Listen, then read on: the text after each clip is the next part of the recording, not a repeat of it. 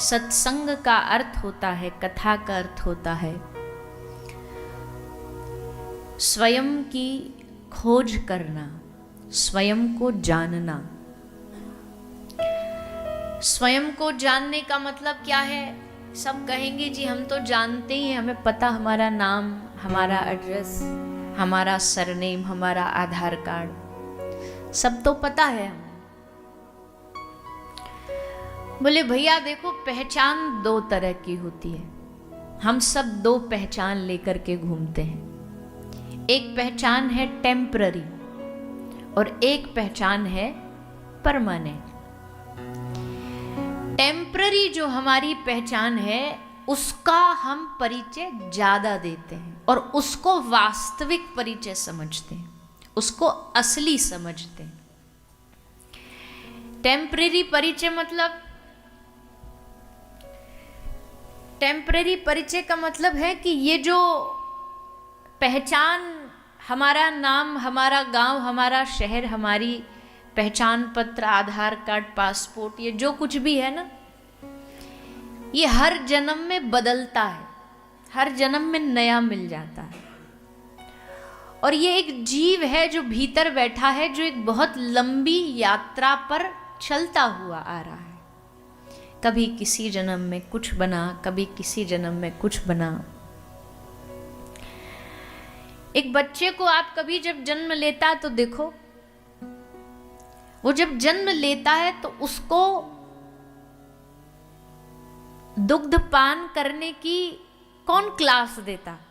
दूध कैसे पीना चाहिए कौन सिखाता उसे?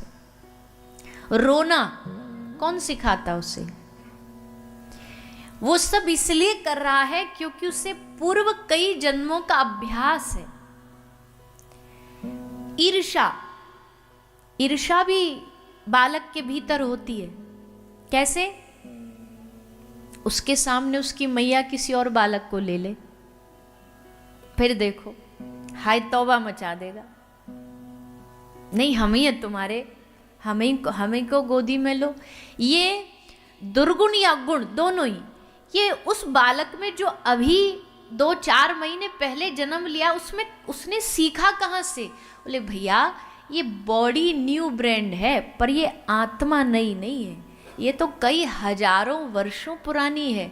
कितनी बार यही, जैसे घर में कोई बच्चा जन्म लेता है ना तो लोग बड़े खुश होके बोलते, अरे एकदम अपने दादाजी पे गया है, जो बरसों पहले चले गए उनके जैसा चेहरा होता। तो बोले दादाजी पे गया।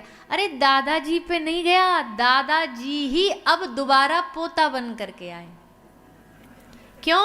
क्योंकि जाते समय उनके मन में ये भाव था, रे राम राम, हमें नहीं जाना, दुनिया छोड़े, हमें यही रहना। ठाकुर जी बोले ले तू दोबारा वहीं चला जा। अब वो पोता बन के आ गया। ये खेल है, ये उलट पुलट आगे पीछे ऐसे ही चलता रहता है। ये खेल है, ये खेल ही तो माया है। भगवान ने ऐसा सुंदर खेल रचाया जिसको समझना बुद्धि के परे। कब कौन कहां कैसे जन्म ले रहा है, कहां जा रहा है, किसी का कुछ नहीं पता। पर भैया स्वयं की वास्तविक खोज करना ही सत्संग का मूल अर्थ है। कौन है हम? हमारे सारे पहचान पत्र नकली हैं, सब छूट जाते हैं, पर हमारी सबसे बड़ी पहचान क्या है? हमारी सबसे बड़ी पहचान है कि हम भगवान के दास हैं, हम उनके आश्रित हैं, हम उनसे प्रकट हुए हैं। इसलिए उस पहचान को जानवाने के लिए ही सत्संग, भागवत, राम कथा, कृष्ण कथा, प्रवचन, ये सब सुनना चाहिए। आदमी हमारी अपनी आंख हमें कभी नहीं देख सकती। हमारी अपनी आंख सारी दुनिया देख सकती है। हमारी आंखें, मैं आपको देख सकती हूँ, खंबा दिख रहा है, ये पंखा दिख रहा है, ये माइक दिख रहा है, लेकिन अपना चेहरा नहीं देख सकती अपनी आंखें। अपना मुख देखना हो, आदमी की आंखें सारी दुनिया देख सकती हैं, पर अपना चेहरा नहीं देख सकते। अपना चेहरा देखने के लिए उसे सहारा लेना पड़ता है। किसका? आईने का, दर्पण का। शीशा सामने आता है तब उसको अपना चेहरा दर्पण में दिखाई देता है। अपना चेहरा उसको दर्पण में देखना पड़ता। वैसे ही हम कौन हैं ये पहचान करने के लिए हमें एक शीशा चाहिए, हमें एक दर्पण चाहिए। और वो दर्पण क्या है? आवाज। दर्पण क्या है? भागवत शास्त्र ग्रंथ रूपी दर्पण लेकर के, शीशा लेकर के जब आप 7 दिन कथा में बैठोगे ना, तो भागवत दर्पण का काम करेगी, आईने का काम करेगी। ये बीच बीच में आपको दिखाएगी कि आप कैसे हो, मैं कैसा हूं, मेरे अंदर कौन से गुण हैं, कौन से दुर्गुण हैं। और जब आदमी शीशे में अपना चेहरा देखता, आदमी की आदत है वो घर से निकलने से पहले एक बार चेहरा जरूर देखे, तैयार होकर के, अब कोई गड़बड़ तो नहीं है। और निकलने से पहले अगर उसे दिख गया कि उसकी आंख के ऊपर, उसके होठ के ऊपर, उसके गाल पे कहीं कोई काला धब्बा लगा है, कोई धागा लगा है, कोई रुई का छोटा सा डॉट लगा है, तो क्या उस काले धब्बे को वहीं छोड़ देगा या साफ करेगा? साफ करेगा। दाग दिखने के बाद छोड़े नहीं जाते। ये तो बेकार की बात है जो एडवर्टाइज वाले बताते दाग अच्छे हैं। दाग अच्छे कहाँ हैं? किसको बढ़िया लगता है दाग? तुरंत साफ करेगा, मुंह पोंछेगा। 7 दिन तक भगवान की कथा हमें दर्पण के रूप में हमारा चेहरा दिखाती है, मतलब हमारी वास्तविकता दिखाती है। आदमी सारी दुनिया से झूठ बोल सकता है, सारी दुनिया को धोखा दे सकता है, पर आपके बारे में आपसे बेहतर, मेरे बारे में मुझसे बेहतर इस दुनिया में या तो परमात्मा जानता है या मैं जानता हूं। मैं भीतर से दानव जैसा हूं या देवता जैसा हूं, ये मैं जानता हूं, ये हर एक आदमी जानता है।